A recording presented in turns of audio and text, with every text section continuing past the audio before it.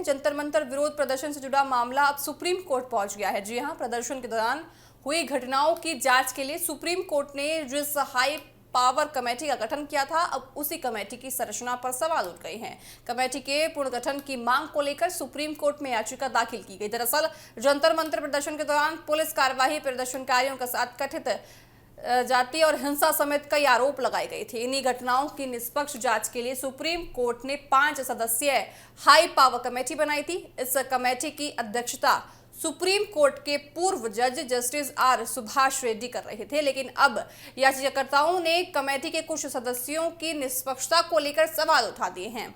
वरिष्ठ वकील गोपाल सुब्रमण्यम ने सीजीआई सूर्यकांत के सामने इस मामले को रखा है। याचिका में कहा गया कि कमेटी के कुछ गैर न्यायिक सदस्यों के केंद्र सरकार और केंद्रीय गृह मंत्री से पुराने संबंध रहे हैं। ऐसे में याचिकाकर्ताओं का दावा है कि कमेटी की स्वतंत्रता को लेकर सवाल उठना लाजमी है।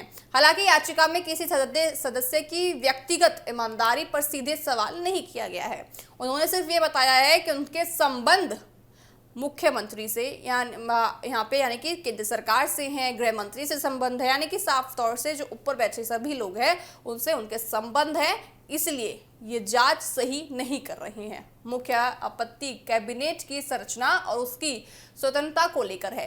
याचिकाकर्ताओं ने कमेटी में कुछ रिटायर्ड जजों को शामिल करने का सुझाव दिया है। अब नजर इस बात पर है कि सुप्रीम कोर्ट इस मांग पर क्या फैसला लेती है। आपको बता दें कि सुप्रीम कोर्ट ने इस कमेटी को प्रदर्शन से जुड़े कई पहलुओं की जांच की जिम्मेदारी दी है।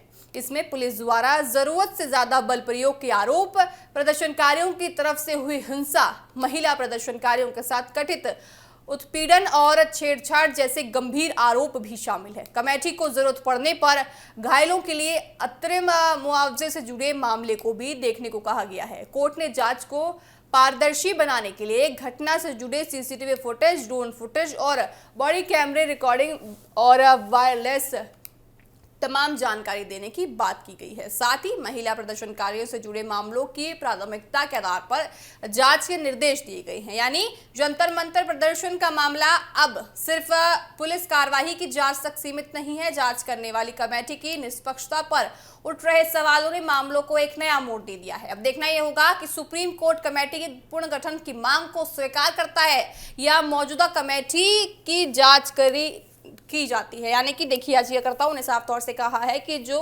कमेटी बनी है उस पर उनको कतई विश्वास नहीं है। वो केंद्र सरकार से जुड़े हुए हैं, गृह मंत्री से जुड़े हुए हैं, उनके पुराने संबंध गृह मंत्री से हैं, इसलिए उन्होंने कहा है कि जो कमेटी है उसको वापस बनना चाहिए और पुराने जजों को यहाँ पे शामिल करना चाहिए। यानी कि जो रिटायर हो चुके हैं जज, उनको इस कमेटी में शामिल करना चाहिए। देखने वाली बात ये होगी कि अब सुप्रीम कोर्ट क्या कुछ रुख इस पर लेता है और कमेटी के पुनर्गठन की जो जांच है आखिर होती है या नहीं।